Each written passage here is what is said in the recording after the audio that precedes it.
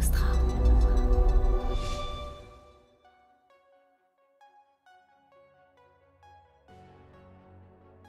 Aujourd'hui, on a trouvé un mode opératoire avec un certain nombre de plateformes. On est très présent sur Facebook, sur Snapchat, sur TikTok. On a vraiment compris qu'il fallait des contenus avec des formats spécifiques pour deux raisons. D'une part, pour être performante, c'est-à-dire pour vraiment avoir des succès d'audience sur ces plateformes. Et deuxièmement, aussi des contenus qui ne cannibalisent pas, qui créent vraiment des audiences incrémentales, plus jeunes, qui sont à la recherche de contenus différents et qui ne viennent pas juste substituer ce qu'on pourrait très bien faire, soit avec nos chaînes linéaires, soit avec Sisplay. Ou vous monétisez voilà, mieux. Et on monétise plutôt mieux.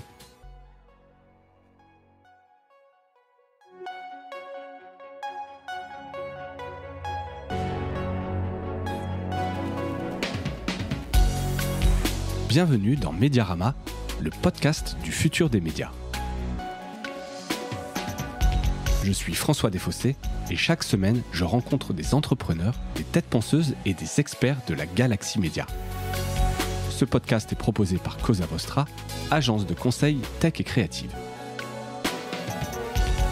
Retrouvez-nous sur cosavostra.com.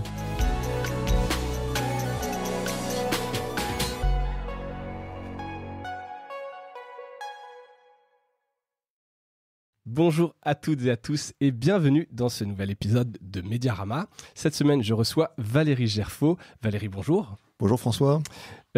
Pour ceux qui ne te connaîtraient pas, Valérie, tu es directeur général Digital Innovation et Technologie du groupe M6. Absolument, depuis 2007. Depuis 2007 dans le groupe M6. Pas depuis Absolument. 2007 à ce même poste, ou alors il a un peu évolué? Oui, il a un peu évolué, mais ça recouvrait à peu près la même chose depuis une quinzaine d'années. D'accord, bon, tu vas nous raconter tout ça. Donc après, quand même, tu n'as pas fait que ça, même si tu es encore très jeune. Tu as été avant chez SFR au marketing, j'ai vu, ou encore Club Internet. Voilà, donc comme je l'ai noté, tu as rejoint M6 en 2007 à la direction de M6 Web. Alors, première question avant pour toi et qu'on entre dans la carte d'identité du groupe M6, en tout cas sur le numérique, t'en as vu passer quand même des innovations, des technologies. Est-ce que parmi tout ce que tu as vu passer ces 16 ans, il y en a une qui sort du lot en te disant « Ah là, il y a eu quelque chose vraiment qui a changé un peu le paradigme de ce qu'on fait ». Parce qu'il y en a souvent quand même des tendances, des buzz, des nouvelles techno.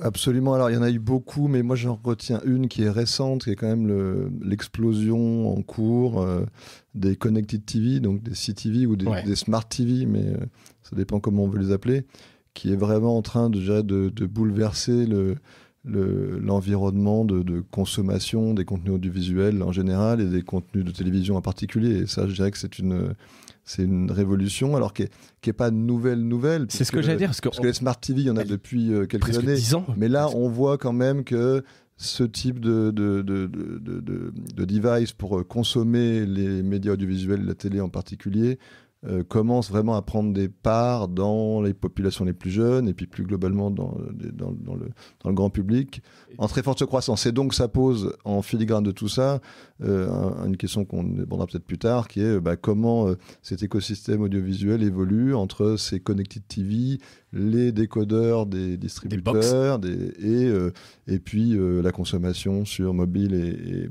tablette et laptop. On se garde ça effectivement pour la suite, mais c'est intéressant parce qu'il y a plein de questions évidemment là-dessus.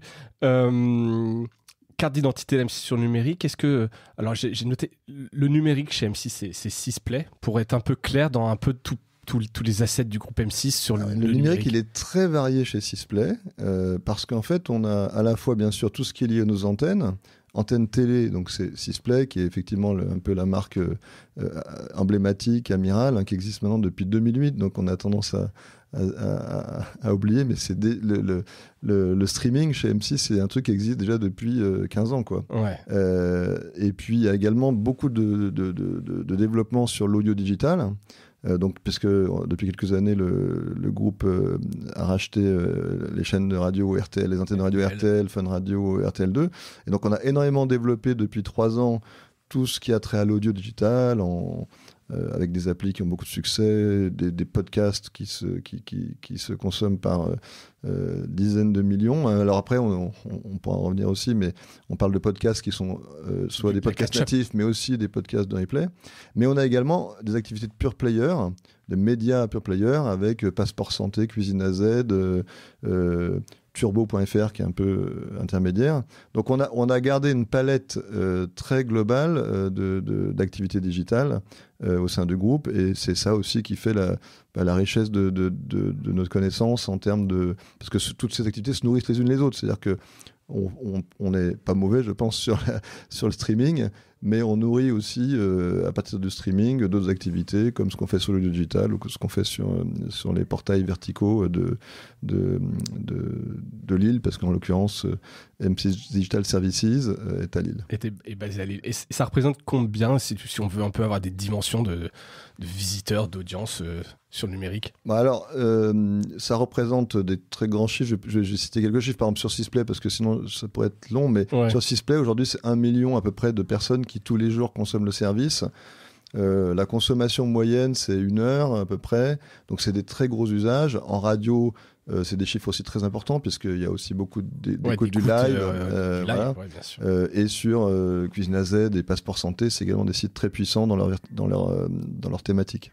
Et toujours dans cette carte d'identité, les audiences en termes de socio-démo, c'est entre RTL, M6, on est sensiblement sur les mêmes socio-démos? Oui, alors je dirais que d'abord on est sur des médias quand même très grand public, et avec un décalage assez classique où le digital est un peu plus jeune que le broadcast, que la télé ou la radio. Par exemple, sur Sisplay, on a à peu près 60% des gens qui ont moins de 50 ans qui consomment Sisplay. Donc ça montre que globalement la cible est un peu plus jeune, mais ça reste des services très grand public. Hein. Aujourd'hui, on n'est pas sur des services de niche, quoi. RTL.fr ou Sisplay sont des services très très grand public. Clairement. Et tu parlais un peu de streaming. On est quand même sur principalement du replay sur la plateforme, où il y a quand même vraiment du streaming. C'est quoi un peu le mix là-dessus? Alors nous on est essentiellement présent d'abord sur du streaming de l'AVOD pour Advertising VOD, donc gratuit, financé par la pub. C'est vraiment notre cœur de métier. On pourra dire un mot éventuellement de la SVOD, sur lequel on a une expérience avec Salto, alors qui n'est pas une expérience qu'on a seul, on l'a avec des partenaires. Mais en tout cas, en direct seul, on a surtout une présence sur la VOD. Et pour nous, c'est du streaming. Alors peut-être que tu fais une distinction, toi, entre le replay et les contenus pur digitaux. Streaming, tu peux avoir un catalogue de contenus. Alors nous, on a les deux. Effectivement, les contenus de type on va dire programme de nos antennes, que ce soit en catch-up ou en preview ou en extension ou catalogue qui sont plus forcément diffusés à l'antenne, mais qui sont encore présents sur notre plateforme ou qu'on reprend sur notre plateforme de streaming, sont la majorité des audiences. Mais on a également une politique d'achat de contenu dédié au digital qui sont qui est très dynamique, par exemple avec l'achat de telenovelas, avec la production. On a produit par exemple un film de fiction, enfin une série de fiction qui s'appelle Hors Noir, dont on a produit plusieurs saisons, qui sont vraiment des productions digital only. Donc depuis toujours, on a cette vision globale. C'est-à-dire que nous, notre métier, bien sûr, c'est de rendre disponibles les contenus de nos antennes pour que les téléspectateurs puissent les voir, les revoir ou les voir en avance. Mais c'est aussi de proposer aux utilisateurs de Sisplay une offre dans laquelle ils vont pouvoir continuer à consommer, qui n'est pas forcément l'offre de nos antennes. Et qui va compléter, je dirais, les programmes venant de différentes antennes d'M6. Il y en a déjà beaucoup, parce que avec M6, W9, Sister pour les chaînes de la TNT, et puis on a également un certain nombre de chaînes payantes. Donc il y a déjà une très belle offre de programmes, mais on va au-delà en proposant pour les fans de telenovelas une profondeur de catalogue absolument incroyable. Et cette consommation que nous on appelle FreeVOD, c'est-à-dire qui n'est pas liée à nos antennes directement, elle augmente beaucoup. D'abord parce que on investit beaucoup dans les catalogues, et puis aussi parce que on la promeut, on joue sur la recommandation pour, par exemple, proposer après un épisode qui vient de nos antennes, on peut recommander des épisodes qui vont dans plus de profondeur sur la même thématique, mais en allant piocher dans un catalogue qui est un catalogue, on va dire, inédit sur les antennes d'M6. Et justement, tu parlais par exemple de cette production-là. C'est une question, mais hors noir, si ça marche, vous pouvez la passer sur le broadcast, c'est prévu ou... Alors, ça pourrait, en l'occurrence, on n'a pas, nous, de règles, entre guillemets, automatiques. Je dirais, on a des choses qui sont digital only, on a des choses qui sont télé et digital. Ce qui est en train de changer, et ça c'est une des tendances très fortes, c'est que de plus en plus, et même de façon systématique maintenant, quand on réfléchit à un programme pour nos antennes linéaires, on réfléchit immédiatement à son potentiel non linéaire. Et ça a changé vraiment la manière d'aborder les contenus sur le streaming. C'est-à-dire que nous, aujourd'hui, on n'a pas des équipes d'acheteurs de contenu dédiées au streaming. On a vraiment des équipes qui achètent des contenus pour nos antennes linéaires et non linéaires. Et ensuite, on les distribue, on les rend disponibles, soit d'abord sur nos antennes linéaires, soit d'abord en streaming, soit les deux. Et après, vous pouvez adapter. Mais c'est un deal, c'est la même équipe qui fait ces acquisitions et qui réfléchit globalement sur la vie du Il n'y a plus du tout... D'ailleurs, sur beaucoup de métiers, ça a été une grande transformation au cours des 15 dernières années dans la manière d'organiser de s'organiser autour du streaming. C'est-à-dire qu'effectivement, quand moi je suis arrivé en 2007-2008, on a créé vraiment Sysplay comme une start-up autonome. Comme dans tous ces médias, c'est des irréductibles qui font le truc dans leur coin. Et puis petit à petit, on s'est rendu compte que pour que ça marche, pour que ça continue à se développer, il fallait vraiment que ça devienne, je dirais, un élément des décisions des gens d'antenne. Donc en fait, on s'est rapproché des antennes et aujourd'hui, tout ce qui est acquisition est fait en commun. Une large partie du marketing, on va dire tout le marketing promotionnel est fait évidemment en commun. Il y a une partie de la technique qui est fait en commun, etc. Et donc, il y a énormément non, même pas de passerelles, mais vraiment d'équipes communes qui travaillent à la fois pour le linéaire et pour le non linéaire. Parce que ça, on sait que c'est pas facile quand même dans des maisons, des grosses maisons comme ça, avec la culture du broadcast sacro-saint. C'est dur de faire changer les mentalités et de se dire, c'est pas des équipes. En fait, maintenant, tout le monde travaille ensemble, il n'y a plus d'équipe dans son coin. Oui, t'as raison, c'est pas facile, mais je dirais que nous, chez M6, on a bénéficié quand même de quelque chose de très qui est que depuis le départ, depuis 2008, on a, le top management d'M6, a commencé par Nicolas Taverneau, Thomas Valentin, ils ont vraiment cru très fort au streaming. Et donc, depuis 2008, d'ailleurs en 2008, quand on a lancé Sysplay, certains nous disaient, mais vous êtes des inconscients, vous allez tuer la télé. Et nous, on y croyait très fort, et on a été accompagnés vraiment par le top management du groupe. Et voilà, depuis le départ, le streaming fait partie... une conviction forte dès le départ. Une conviction forte et a été vraiment intégrée, et très vite... les équipes d'acquisition, les équipes de programmation ont intégré le streaming dans leur quotidien, quoi. D'accord, donc ça évidemment, ça aide quand il y a une vision alors c'est portée par la direction. Ça ne veut pas dire que par ailleurs, il n'y a pas des choses spécifiques au streaming. Il y a un marketing que tu connais bien, spécifique au digital. Il y a effectivement des choses à faire autour de la data qui sont vraiment très spécifiques au digital. Mais quand même, globalement... aujourd'hui, de plus en plus, on a une vision très intégrée, et c'est ça qui fait qu'on performe sur cette activité-là. Sur justement, c'est des activités que vous avez pu avoir par le passé, et donc moins présentes. Il y avait M6 Digital Studio, Golden Moustache, Minute Facile, etc. Et vous aviez été un peu les pionniers de ces vidéos verticales. Tout ça s'est arrêté il y a quelques années.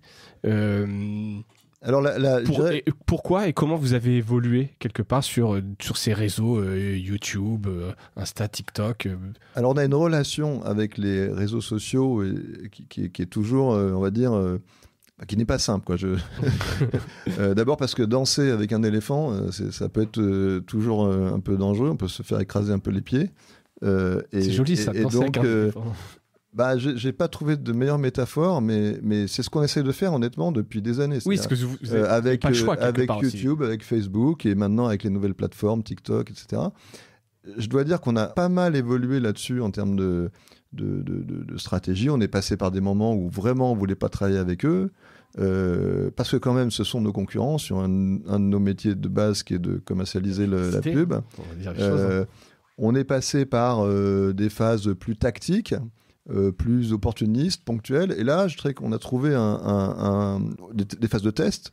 Je dirais que tout ce qu'on a fait avec Golden Network à l'époque, qui était un studio de production de contenu pour YouTube, pour les réseaux, qui était très développé. Ça a été pour nous une très bonne école pour comprendre comment ça marche, pour aussi une école de créativité, dont on a tiré des bénéfices, parce que même si Golden Network n'existe plus, une partie des équipes qui est dans Golden Network ont rejoint nos équipes de fiction, etc. Donc on a tiré parti de ça, mais c'est vrai qu'on a fait évoluer ce qu'on fait sur YouTube. Alors, si je prends la situation actuelle, pour faire un rapide raccourci, après, globalement, aujourd'hui, on a trouvé un mode opératoire avec un certain nombre de plateformes, par exemple avec Facebook. On est très présent sur Facebook, on est très présent sur Snapchat, on est très présent sur TikTok. Avec quel contenu Avec des contenus spécifiques, et c'est à ça que je voulais arriver. C'est-à-dire que nous, on a vraiment compris qu'il fallait des contenus avec des formats spécifiques. Donc, on a des équipes importantes au sein d'M6 qui sont dédiées aux publications sur ces plateformes, spécifiques pour 2 raisons. D'une part, pour être performantes, c'est-à-dire pour vraiment avoir des succès d'audience sur ces plateformes. Et c'est pas juste en posant du contenu, le même contenu que sur Sisplay, sur les plateformes qu'on a des résultats. Donc c'est des contenus spécifiques pour ces plateformes. Et quand je dis spécifique pour ces plateformes, c'est spécifique pour Facebook, pour Snapchat, pour TikTok, etc. Et deuxièmement, aussi des contenus qui ne cannibalisent pas, qui créent vraiment des audiences incrémentales, plus jeunes, qui sont à la recherche de contenus différents et qui ne viennent pas juste substituer ce qu'on pourrait très bien faire, soit avec nos chaînes linéaires, soit avec Sisplay. Où vous monétisez mieux. Et où on monétise plutôt mieux. Parce qu'en plus, effectivement, on a la question de la monétisation où le plus souvent, on partage avec le réseau. Et même parfois, il n'y a pas de monétisation, ce qui est encore un autre sujet. Donc, chaque fois, le levier pour nous, ça a été de dire, OK, on va aller travailler avec des gens qui sont quand même plutôt nos concurrents. Bon, les frenemies, c'est quand même un peu le mode de collaboration classique dans notre environnement digital. Oui. Qu'est-ce qu'on peut faire avec eux d'efficace, donc en termes de puissance marketing, de visibilité de nos marques. Et ça, on a trouvé des méthodes pour le faire. Quand on peut, on monétise. Et on génère déjà des montants assez significatifs sur Facebook, par exemple. Donc, on est assez content. Mais on est très vigilant. Par exemple, aujourd'hui, sur YouTube, on est peu présent. Parce qu'aujourd'hui, on n'a pas trouvé encore les bons modes opératoires sur YouTube, mais on cherche parce qu'il n'y a pas de raison qu'on ne trouve pas une méthode de travail avec YouTube qui permette à YouTube et à nous d'être dans un modèle vertueux pour tous les deux. Par contre, après, il ne faut pas se cacher, il ne faut pas se voiler la face, on est vigilant parce que voilà, ce sont des gens qui peuvent, en faisant un pas de côté, pour reprendre l'analogie de l'éléphant, nous écraser. Changer les règles. Voilà. Et donc, on a connu... on a plein d'exemples où du jour au lendemain, un truc qui marchait très bien se met à diverger, où on se met vraiment... donc on fait très attention à ça. Donc, mais par contre, quand ça marche, ce qui est très agréable, et en particulier avec les équipes françaises de ces plateformes, on arrive à mettre en place des choses très performantes et c'est assez satisfaisant. D'accord.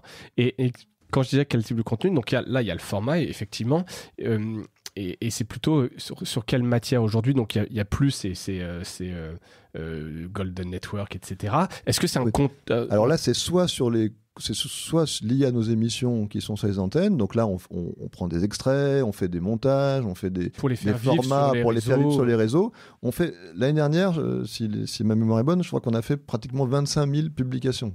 T'imagines en volume. Et 5 milliards de vidéos vues. Sur 25 000 publications. Enfin, 25 000 c'est énorme. Ouais, mais parce qu'on en fait beaucoup, parce qu'on fait à la fois beaucoup de publications sur nos programmes en cours. On publie aussi beaucoup, et ça c'est assez nouveau, des publications de catalogues, de nos catalogues anciens, qu'on fait vivre, et on s'aperçoit que ça marche très bien, parce qu'on a des très belles marques. Des choses qui sont un peu evergreen, et qui marchent très bien. Donc on a une stratégie assez je dirais dynamique là-dessus, et ça fait qu'aujourd'hui, on est très agile, c'est-à-dire que si certains contenus marchent, on continue à les développer, si certains formats marchent, continuer à développer, puis si certains formats ne marchent plus, on les arrête. Et ça, c'est cette agilité, c'est un peu aussi la marque de fabrique d'M6, c'est-à-dire qu'on est pragmatique, et avec les réseaux sociaux, les plateformes sociales, et les géants, et les plateformes sociales globales en particulier, on est à la fois à l'écoute de toutes les opportunités et en même temps on fait attention à pas faire des erreurs parce que très vite une décision qui s'avère mauvaise peut avoir un impact très fort, quoi. Ouais, et très vite, quoi. Et très vite. Et ça peut aller très vite. Donc l'objectif, c'est quand même de faire venir les audiences sur vos plateformes, de monétiser dans un environnement que vous maîtrisez. Alors vous n'êtes pas contre des lignes de revenus sur les réseaux, etc. Mais le grand objectif, et là si je voulais faire... Si on peut faire du marketing et en plus un peu monétiser, on considère que nous, c'est bon, et c'est bon pour nous, et c'est bon pour les plateformes, et tout le monde est content. Donc vous n'avez pas l'obsession non plus de faire venir sur vos plateformes. Mais voilà, et le sujet principal quand même, c'est d'abord qu'il y ait de l'effet sur nos audiences, effectivement, les audiences linéaires, ou les audiences linéaires sur nos propres plateformes. Et donc, le levier marketing, l'efficacité marketing, et de ce point de vue-là, on travaille beaucoup avec les plateformes pour essayer de mieux quantifier ça, parce que c'est facile de dire que quand on fait 5 milliards de vidéos vues sur les plateformes sociales, ça a un impact sur les marques antennes. Probablement c'en a un. Ce qui serait encore mieux, c'est de pouvoir le mesurer. Et ça, c'est plus compliqué parce que il n'y a pas forcément soit les outils, soit les technologies qui permettent de le faire de manière scientifique. Et ça, c'est évidemment les grandes discussions qu'on a quand on discute avec Facebook, Google, Snapchat, TikTok. C'est vous nous dites que ça va être bénéfique pour nos marques antennes. Ok. On est prêt à vous croire, mais ce qui sera encore mieux, c'est qu'on puisse le mesurer. Et moi, alors ça c'est mon background que tu n'as pas évoqué de data scientist, parce que avant d'avoir c'est ça ta formation, ma formation initiale, moi je suis un ingénieur qui a fait des stats et de l'économie. Donc fait Polytechnique, je crois, de mémoire. Mais j'ai fait surtout l'ENSEI après, donc j'étais un data scientist à l'époque où on appelait ça un statisticien dans les années 90. Ce terme-là n'existait pas. N'existait pas, mais en tout cas, de mon point de vue, et particulièrement, moi, c'est une des règles d'or dans le digital. Alors, j'allais dire dans le marketing en général, mais c'est que voilà, il faut tout ce qui ne se mesure pas est quand même suspect, quoi. Donc, en fait, voilà, on a beaucoup progressé là-dessus, y compris dans la manière de mesurer les impacts de ce qu'on fait sur les réseaux sociaux, sur nos antennes, mais il faut qu'on aille encore plus loin, et là on a beaucoup de discussions avec les plateformes pour travailler là-dessus. Ouais. Et sur vos propres plateformes, alors j'allais dire que vous êtes un des premiers, mais en tout cas j'ai toujours le souvenir qu'il ait fallu se loguer sur oui, absolument. Là encore, on a innové parce qu'on a été les premiers à imposer un login. Et c'est assez bien passé. Hein. Tu vois, j'essaye de prendre un peu de recul dans le marché. C'est très dur dans les médias. Et j'ai l'impression que pour vous, alors je dis vous, mais c'est globalement les chaînes, enfin les médias broadcast, ça s'est imposé très naturellement. Il y a une spécificité des plateformes de streaming des chaînes, c'est qu'en fait, elles sont les seules à pouvoir proposer les contenus. Donc en fait, il y a quand même une forme d'exclusivité qui aide à favoriser le login. Mais au-delà de ça, plus sérieusement, on a aussi fourni avec ce login des services, quoi, des vrais services. Par exemple, le fait de pouvoir faire de la reprise de lecture d'un device à l'autre, etc., etc. Donc ça peut être vu comme un truc. Ce login, évidemment, il sert aussi, s'il y a le consentement, à la pub. Mais au départ, il est justifié aussi par le fait qu'avec ce login, on fournit un service de meilleure qualité aux utilisateurs. Donc effectivement, on a été... Alors, j'ai plus la date en tête pour être tout à fait honnête, mais on a été les premiers, et ensuite on a été rejoints plus tard par TF1, France Télévisions, etc. Et c'est un truc super important, évidemment, pour bien connaître les utilisateurs, pour faire de la recommandation de contenu, pour faire ce que je t'expliquais tout à l'heure sur la poursuite de lecture, potentiellement, et évidemment, ensuite, pour avoir une publicité à la fois, bien sûr, plus ciblée et aussi plus adaptée à l'utilisateur, quoi. Donc, T'as la data dans ton périmètre Alors, parce que c'est souvent un peu... Ouais, il y a plusieurs types de data. Il y a la data CRM... Alors, c'est un grand sujet pour moi, à la fois d'intérêt et de questionnement, qui est où est-ce qu'on met la data dans un groupe comme M6. Ouais. Alors, il se trouve qu'aujourd'hui, parce que la data, au sens big data, data science, data analyse, elle est venue avec le digital. Enfin, tu connais ça presque mieux que moi, mais c'est-à-dire que avant, dans les chaînes de télé, il y avait beaucoup de données, mais c'était pas de la donnée individuelle, c'était les audiences médiamétrie, des études quali, etc. Ouais. Avec le digital, avec Google Analytics ou autre, big data est arrivée la data massive où on a des milliards de données qui arrivent à chaque instant sur les usages, etc. Et donc cette data, effectivement, aujourd'hui, elle est plutôt, on va dire, collectée et rassemblée au sein d'un data lake qui est sous ma responsabilité, et ensuite qui nourrit des équipes de data analystes qui sont dans différentes entités du groupe. Il y en a à la régie, beaucoup. Oui. Il y en a aux études programme, beaucoup. Il y en a sur Sysplay, beaucoup. Il y en a à l'audio digital, donc aussi, il y a quelques ressources là-bas. Et donc aujourd'hui, voilà, la data, elle est, on va dire, technologiquement ou d'un point de vue infrastructure, portée par mes équipes. Mais l'exploitation, elle est faite dans les différentes équipes. Après, en termes de cas d'usage, on est encore quand même, je ne dirais pas à 90%, mais probablement à 90% sur des cas d'usage digitaux.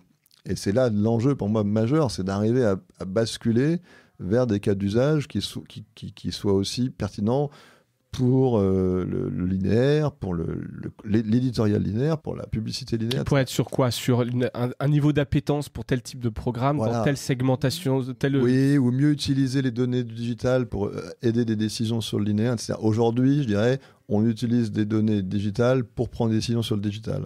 Et puis par ailleurs, un deuxième sujet, c'est nourrir, parce qu'on parle de data, quand on parle beaucoup de data, on va dire interne, first party, mais il y a aussi tout un tas de données de data externes, y compris de données publiques, qu'on utilise relativement peu.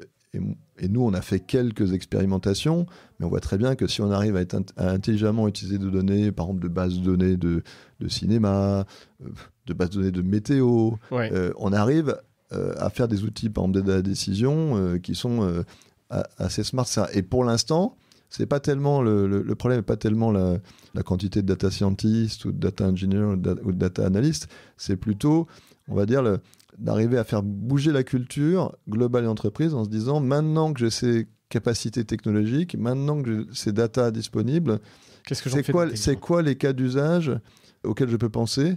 Et ça, c'est une des difficultés. C'est-à-dire que moi, parce que toi, tu les as ou vous avez? Parce que j'ai l'impression que c'est un truc dont on a souvent. Il y a un grand danger qui est en fait... et on a beaucoup évolué là-dessus. Hein, on avait à un moment pas mal de data scientists. On avait 3-4 data scientists. Data scientists, je parle pas de data, je parle de gars avec des PhD ou des... Ouais, vraiment. Et en fait, eux, ils avaient plein d'idées. Des scientifiques. Eux, ils avaient plein d'idées et ils faisaient des modèles incroyables et qui faisaient des trucs... Et en fait, ils allaient voir des gens avec leur modèle et les gens disaient qu'est-ce que j'en fais? Qu'est-ce que j'en fais? En fait, je fais déjà la même chose. Alors, c'est un peu moins bien, mais je le fais à peu près aussi bien avec 3 données ou une 2 feuilles Excel. Et donc, en fait, la valeur ajoutée de modèles sophistiqués était assez faible. Pour un coût dingue. Alors, dingue, pas forcément dingue, mais en tout cas, il n'y avait pas forcément... Le client disait, interne, en tout cas, disait, moi, tu m'apportes un peu, mais ça ne va pas changer ma vie. Et donc, en fait, tout l'enjeu, c'est d'arriver à basculer et à avoir des équipes métiers qui ont des besoins métiers, pensent à des use cases. Et ça, on pourrait penser que c'est hyper naturel. Et en fait, c'est pas du tout hyper naturel parce que les gens sont conformés, ils ont une culture de la data qui est pas forcément... la big data qui est pas forcément élevée. Ouais. Je pourrais faire la même analogie sur l'intelligence artificielle.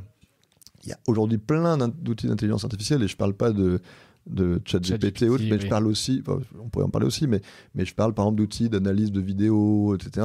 Il y a plein de use cases possibles, mais des use cases utiles d'un point de business, utiles, rentables, qui, par exemple, qui justifient qu'on fasse l'investissement, il n'y en a pas tant que ça. Et c'est donc, quoi? C'est des profils de personnes qui manquent? Quelle couche il manquerait d'après toi? Je pense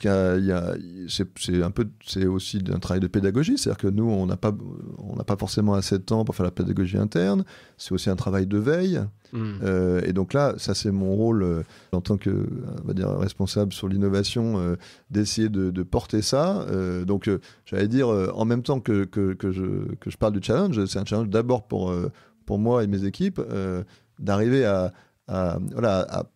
jouer leur rôle de transformation. Alors, on a déjà fait beaucoup, mais ce qui est génial, c'est qu'il y a une masse de trucs à faire.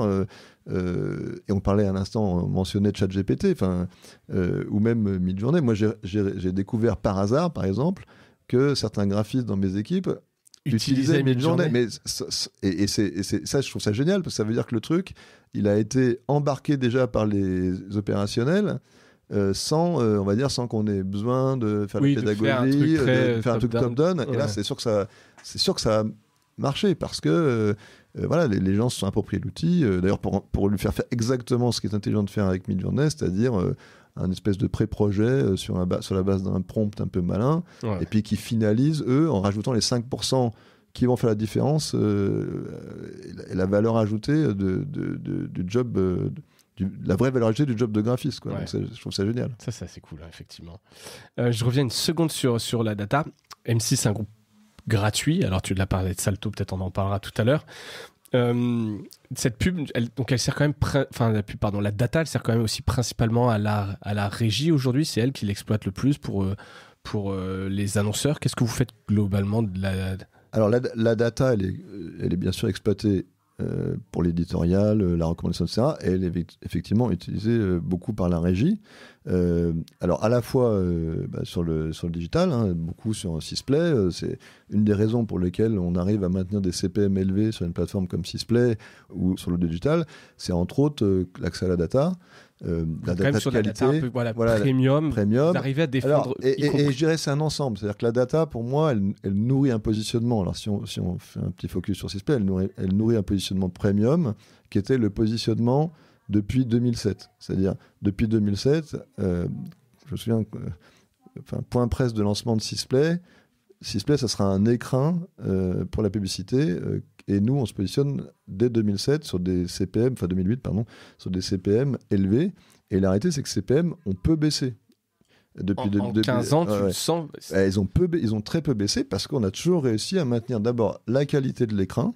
Ça veut dire effectivement des formats, par exemple sur Sysplay, il n'y a que de la vidéo, donc on a un format ultra premium, des taux de complétion énormes, tous les outils de tracking qui vont bien, en tout cas sur pour améliorer l'expérience, ça passe par un beau produit. Et donc une expérience pour les annonceurs qui est, je dirais, exceptionnelle, pour les consommateurs qui est aussi de qualité. Et puis ensuite la data qui est venue enrichir depuis maintenant de longues années la capacité de ciblage. Et avec ça, on a réussi à maintenir sur Sysplay un niveau de CPM qui est très bon. Et pour nous, c'est absolument majeur. C'est-à-dire qu'on fait beaucoup de travail sur le produit. Quand je dis le produit, c'est la technologie, pour arriver à garder ce côté premium pour la régie. Donc avec, encore une fois, toujours travailler sur la fluidité. On sait qu'il y a des plateformes, par exemple, sur lesquelles la pub est un peu moins fluide. Bon, ça, c'est un enjeu pour nous. C'est-à-dire que vraiment, il faut qu'on travaille pour que la pub soit... Chez vous, tu veux dire, il y a des plateformes qui ne sont pas encore... Par exemple, il y a certaines plateformes IPTV sur lesquelles, globalement...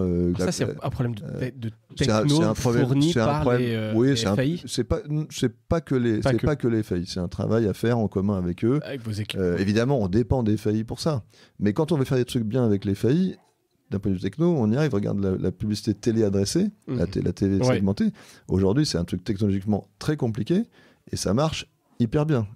Donc, c'est la preuve que la collaboration avec les FAI sur la techno est tout à fait possible. Donc, en tout cas, nous, on travaille vraiment là-dessus parce que cette expérience, c'est aussi celle-là qui nous permet, au-delà de la data, et pour revenir sur ta question sur la data, c'est un ensemble, quoi. C'est un ensemble. Si avec la data et pas l'expérience, on aurait des problèmes. S'il y avait pas de data et une très belle expérience, on aurait aussi une difficulté pour maintenir des CPM élevés et pour justifier auprès des annonceurs qui aujourd'hui sont très demandeurs de ces inventaires-là. Aujourd'hui, on a une croissance de chiffre d'affaires sur Sysplay qui est tout à fait correcte et tout à fait enthousiasmante. Ils cherchent les deux, quoi. Et puis ils cherchent aussi les contenus, le fait d'être associé à des contenus de qualité. Ouais. Justement, tu parlais un peu des autres plateformes. Est-ce que vous mettez des innovations tech pour rattraper? Alors rattraper, tu me diras, vous êtes peut-être au même niveau qu'un YouTube, qu'un Netflix, qui eux ont des armées de développeurs, etc. Et on peut peut-être aussi parler de Bedrock en l'occurrence.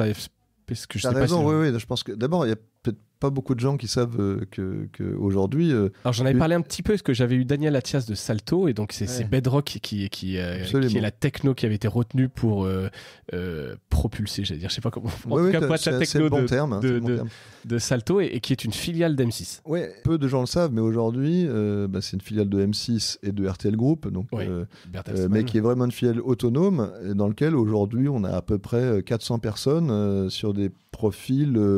On va dire à 3 quarts dev et à 1 quart produit, quoi. Donc c'est une vraie boîte tech. 400 personnes. Et pourquoi on a fait ça ? C'est qu'en fait, on s'est rendu compte il y a quelques années, il y a 5-6 ans, que les investissements qu'il allait falloir faire du point de vue technologique pour être à la hauteur des acteurs que tu citais, ils étaient importants et qu'à la taille du groupe M6, on aurait du mal à le faire tout seul. Et donc ce qu'on a fait à l'époque, c'est qu'on a commencé à proposer notre plateforme Sisplay à d'autres broadcasters plus petits que M6 qui n'étaient pas en capacité de construire la même plateforme. Donc faire en marque blanche. Donc là, on l'a d'abord fait pour une compagnie cousine au sein de RTL Group qui est RTL Hongrie. On l'a fait aussi pour le RTL Belgique, etc. Et puis on s'est rendu compte qu'il y avait un vrai intérêt de ça. Et on est allé un cran plus loin. Donc on a filialisé. Donc c'est devenu une filiale autonome et qui aujourd'hui fournit la plateforme de streaming donc de Sisplay, de Salto, des pays que j'ai mentionné tout à l'heure, et ça on le sait pas, mais d'une des plateformes de streaming les plus importantes en Europe, qui s'appelle Vidéoland, qui a 1,2 million de clients payants, qui est le numéro 2 derrière Netflix en Hollande.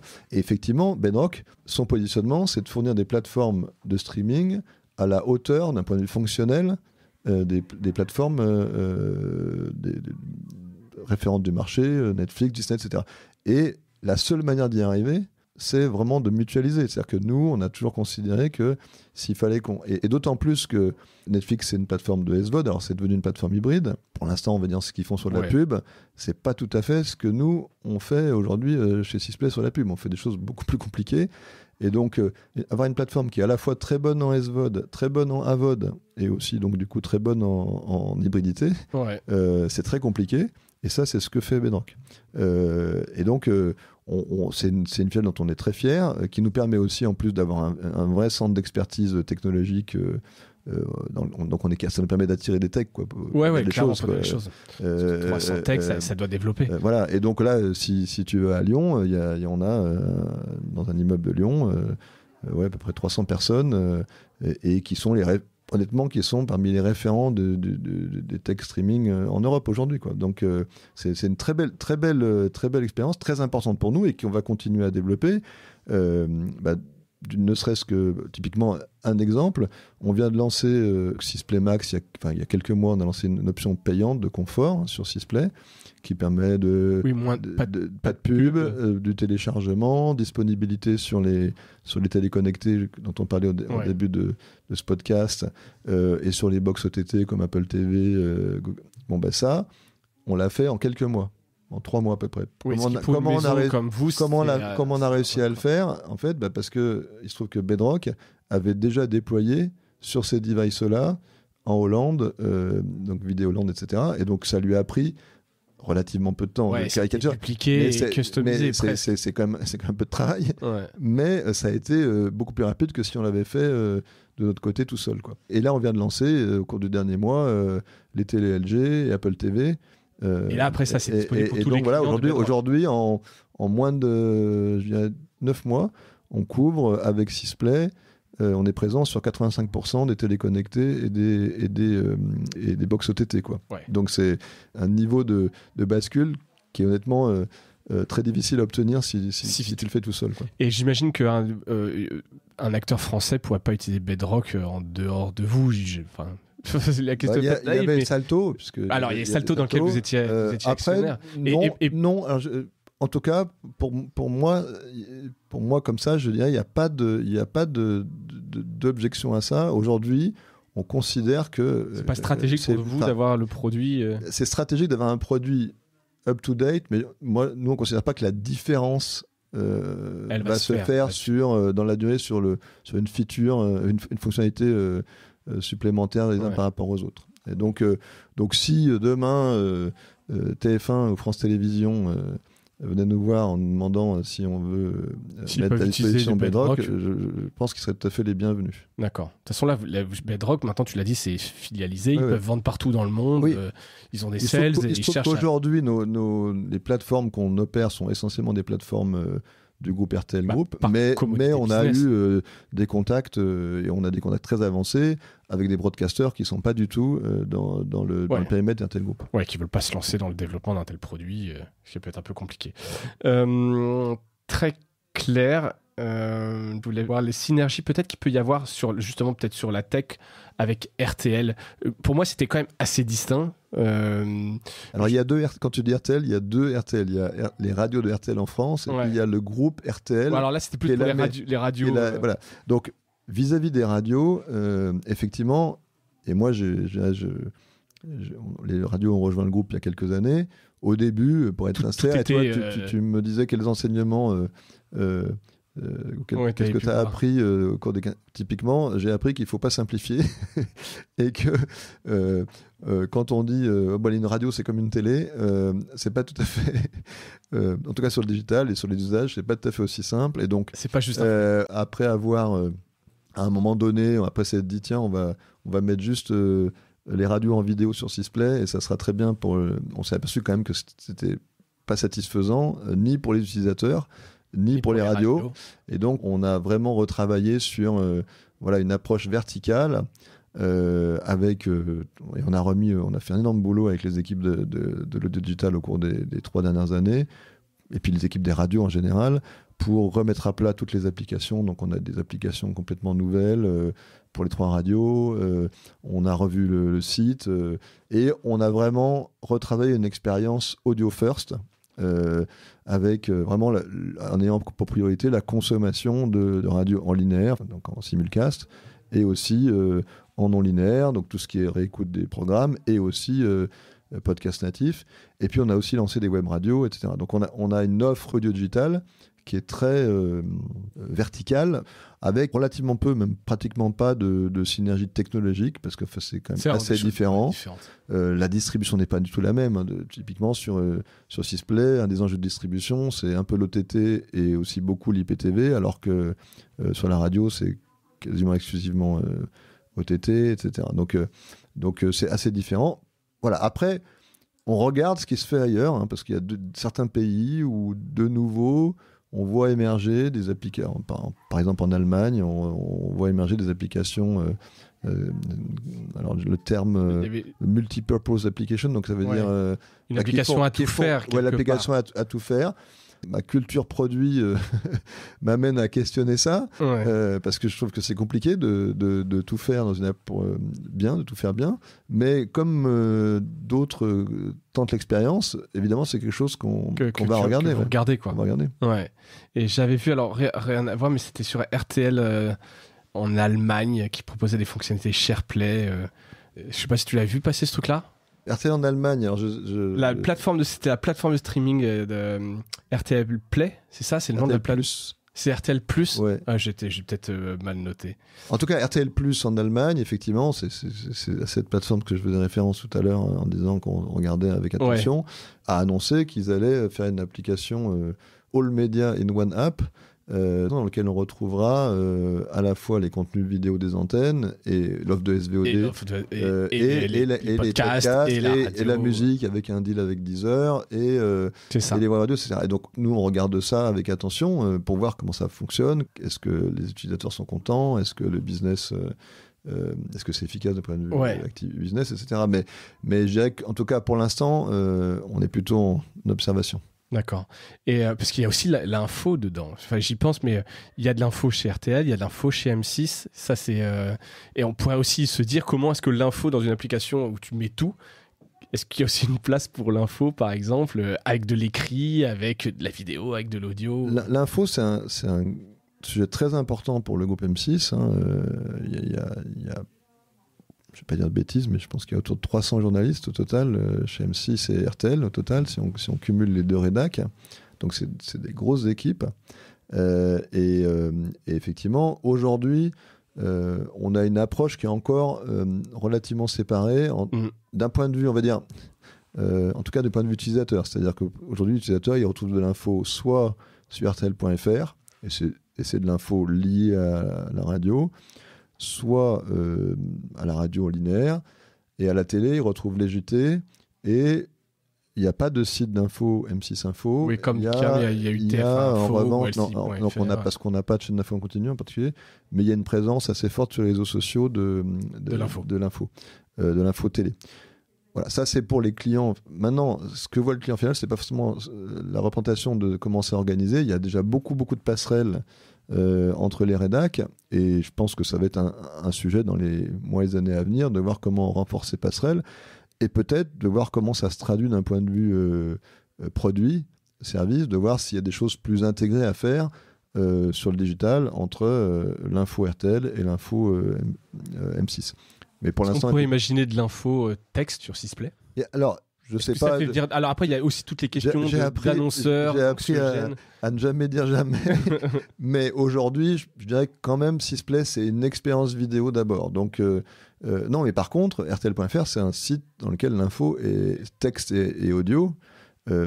Beaucoup de texte, d'ailleurs. Ouais. Et donc, on pourrait imaginer renforcer RTL.fr. Il y a mille façons ou de nouvelles marques. Donc, tout est possible. Mais en tout cas, c'est vrai que, compte tenu de la puissance du groupe sur l'info, ça fait partie des nombreux sujets, des nombreuses opportunités qu'on a devant nous. Parce que vous êtes quand même, et c'est pas une critique, mais moins perçu sur l'info qu'un TF1 qui a fait un TF1 Info ou qui avait LCI, etc. Et M6, même sur les JT, ça n'a jamais été aussi fort. Alors que tu le dis, il y a des moyens. Un peu à tort, puisque aujourd'hui, les audiences de nos JT sur M6, en tout cas sur les cibles jeunes, sur les cibles des ménagères, elles sont très puissantes. Parfois plus puissantes que celles de nos concurrents. Donc, mais c'est vrai que comme on n'a pas d'une chaîne d'info en continu côté télé, on est perçu comme moins info.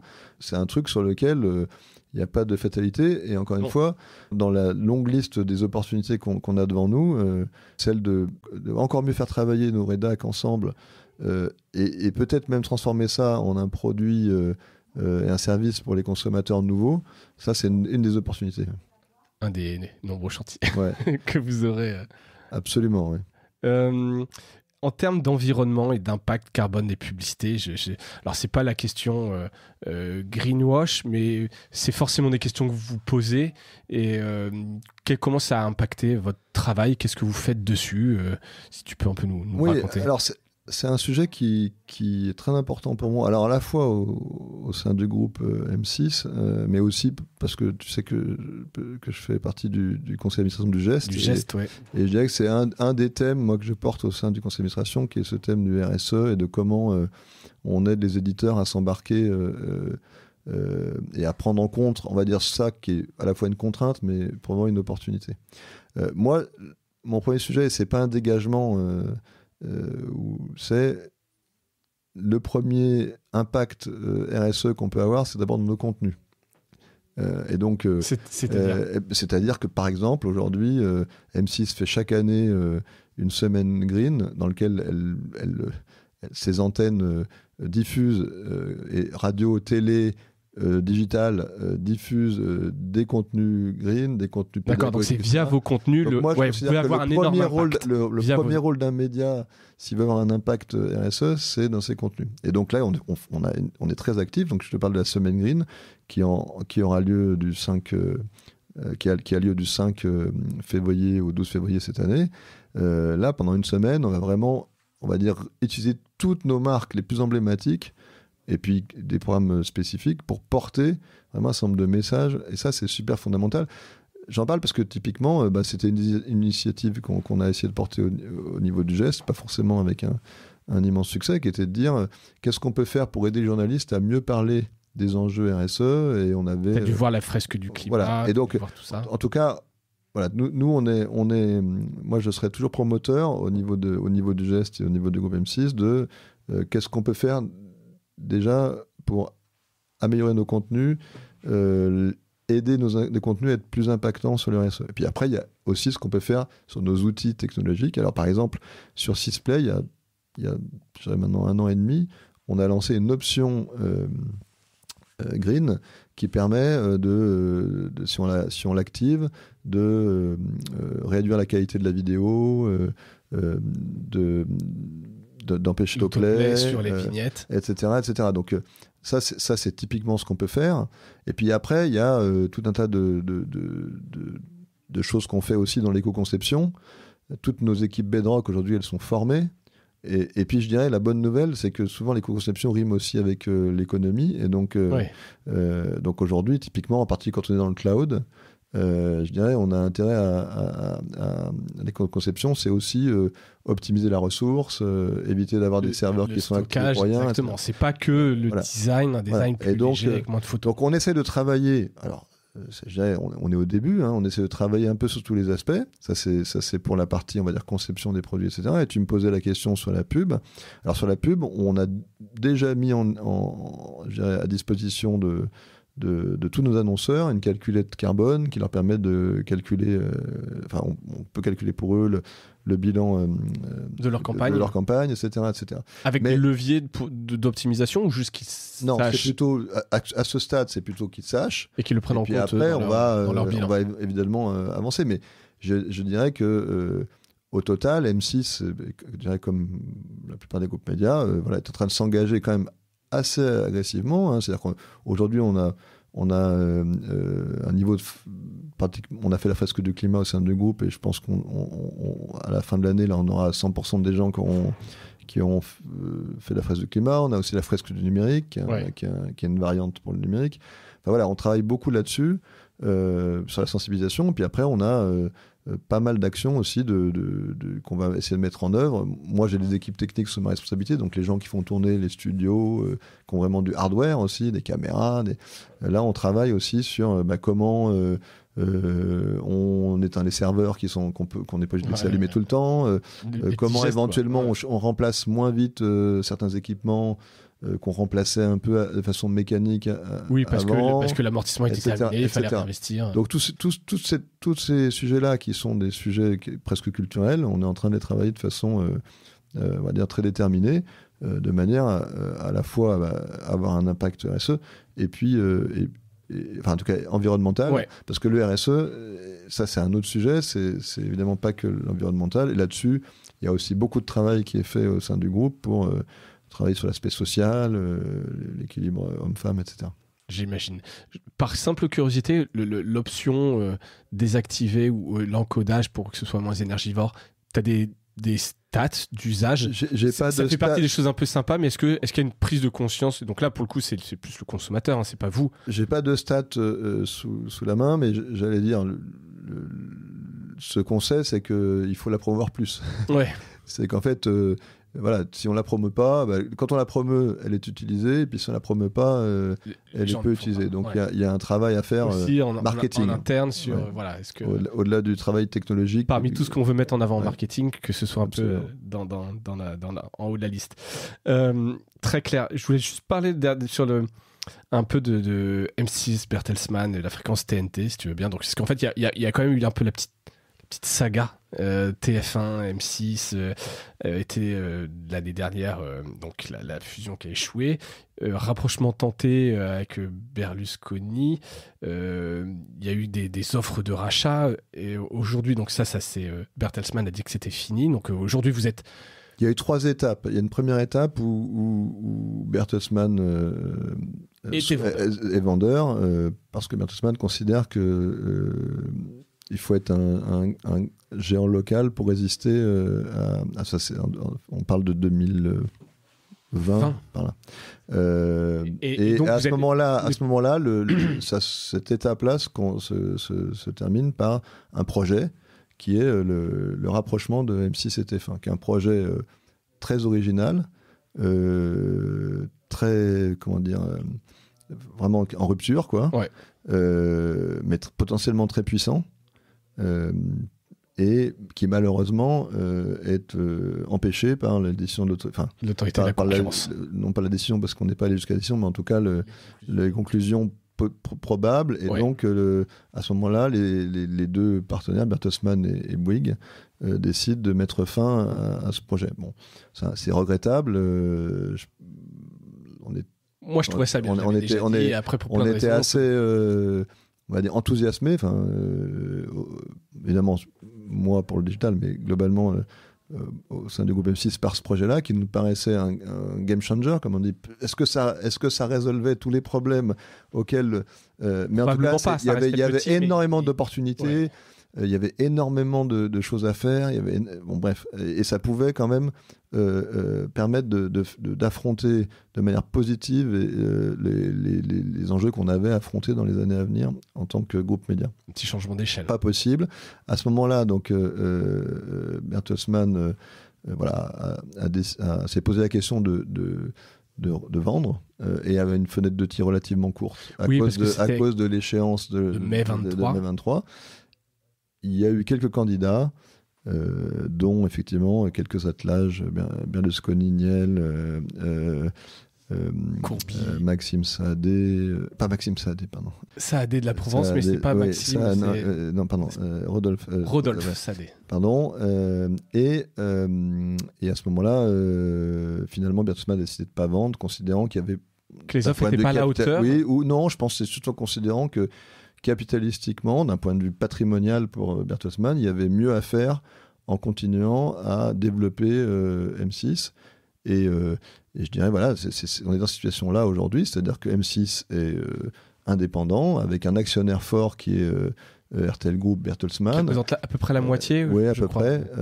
45. De toute façon, qui ne peut pas avoir plus que... En France, c'est pas possible d'avoir plus de la majorité, donc c'est interdit par la loi. C'est-à-dire un groupe étranger ne peut pas avoir la majorité d'un groupe. Voilà, d'un groupe audiovisuel français. Qui a une fréquence. Voilà. Parce que j'imagine que... Et donc ça, c'est la situation qui fonctionne très bien. C'est-à-dire qu'à la fois M6 est un groupe indépendant et à la fois M6 peut bénéficier de tout ce que lui apportent ses relations privilégiées avec des très grands acteurs d'audiovisuel européens, RTL Allemagne, qui est le leader en Allemagne, RTL Hollande, qui est le leader en Hollande.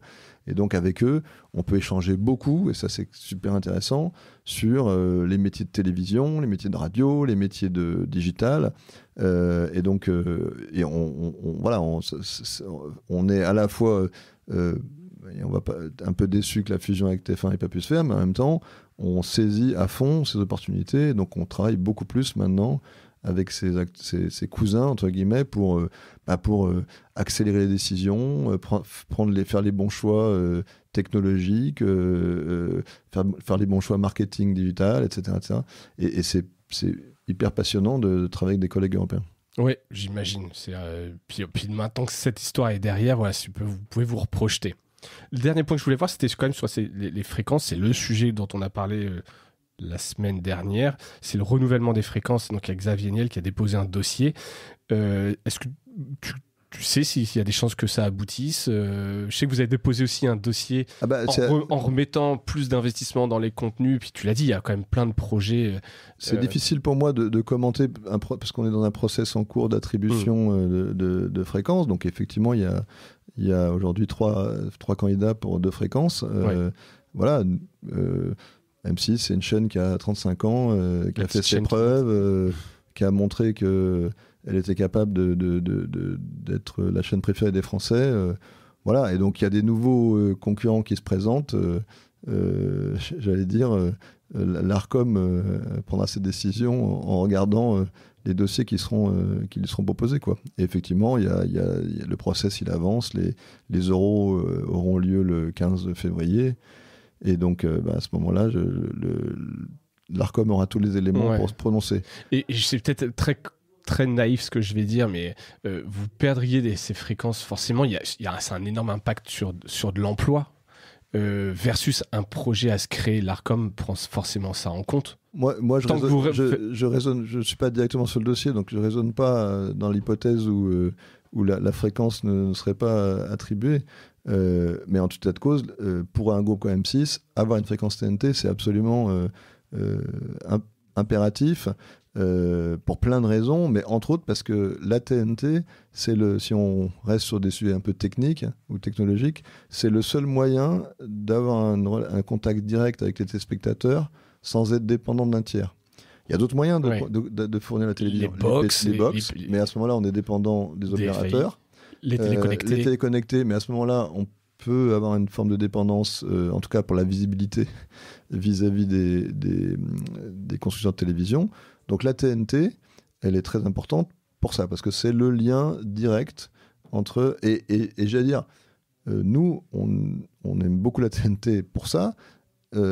On va la moderniser. Il y a des technologies qui permettent de moderniser la TNT, comme ce qu'on appelle HBBTV. C'est un sujet sur lequel... HBBTV, qui est en fait la capacité, pour faire simple, à partir d'un signal TNT, à activer des flux ou des actions sur un protocole HTML, quoi. Donc en fait, c'est une façon tu peux avoir une espèce de surcouche sur ta télé. Exactement. Mais uniquement en lien avec le signal TNT. D'accord. Et donc ça, c'est un sujet que jusqu'à maintenant, on n'a pas trop déployé parce qu'il y avait des problèmes technologiques, mais c'est un sujet sur lequel nous, on veut s'engager fortement parce qu'encore une fois, on est persuadé que la télé, elle doit être distribuée de plein de façons différentes, la TNT, les opérateurs ou l'OTT, mais qu'en tout cas, pour que nous, groupe audiovisuel, on reste en situation de pouvoir maîtriser notre développement, il faut qu'on possède ces 3 moyens de diffusion, et la TNT est le seul moyen sur lequel, encore une fois, on est un peu autonome. D'accord. Bon, donc réponse dans quelques semaines... Absolument. Par l'Arcom. Merci Valérie. La dernière question qui n'a rien à voir, c'est savoir si tu as un truc cool à nous partager, que ça peut être une série, un film, un podcast, un livre, une expo, ce que tu as. J'ai plein de sujets que j'ai envie de partager, mais moi, en ce moment, j'essaie non pas de me déconnecter parce que ce serait très présomptueux, mais en tout cas de diminuer un peu, de ralentir. Et du coup, j'essaie de relire un peu des romans, parce que je lisais pas mal d'essais ou de trucs comme ça, mais j'ai lu récemment un roman de SF qui m'a vraiment bluffé, alors qu'il n'est pas un truc récent, parce que je date de 2007, qui s'appelle La Horde de Contrevent, d'Alain Damasio, qui est un truc absolument incroyable, poétique, c'est vraiment magistral. Alors, ça peut être difficile un peu de rentrer dedans, puis c'est un gros bouquin, mais une fois qu'on est entré là-dedans, on est pris. Et voilà. Alors, bon, quand j'en ai discuté avec des plus jeunes collègues que moi, ils m'ont dit « Mais comment tu ne connaissais pas ce bouquin, qui est un bouquin absolument fétiche de tous les amateurs de science-fiction ?» Donc, je conseille à tous ceux qui ne l'ont pas encore lu de se plonger là-dedans. C'est très dépaysant. Ouais, c'est très dépaysant, c'est très virtuose, et c'est aussi... c'est magnifique. Et en papier, puisque ça a moins d'impact énergétique que sur les liseuses. Il faut le lire en papier parce qu'il est paginé à l'envers. D'accord. C'est comme ça raconte l'histoire d'une équipe qui remonte contre le vent. D'accord. La pagination a été paginée à l'envers. Eh ben, tu vois, alors ça c'est le truc en plus pour le lire en papier. Merci beaucoup Valérie. Est-ce que tu vas ajouter autre chose? Est-ce qu'il y a quelque chose que je ne t'ai pas demandé? J'étais super ravi de participer à ton podcast. François, merci beaucoup. Eh ben écoute, merci à toi pour tout ça et puis pour toutes les infos que tu as pu nous donner. Merci à toutes et à tous d'avoir écouté cet épisode et je vous dis à bientôt. Salut.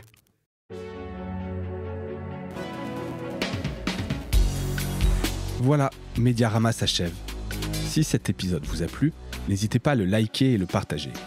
Et puis, si vous souhaitez être accompagné par notre agence Cosa Vostra, contactez-moi par mail mediarama@cosavostra.com. Portez-vous bien.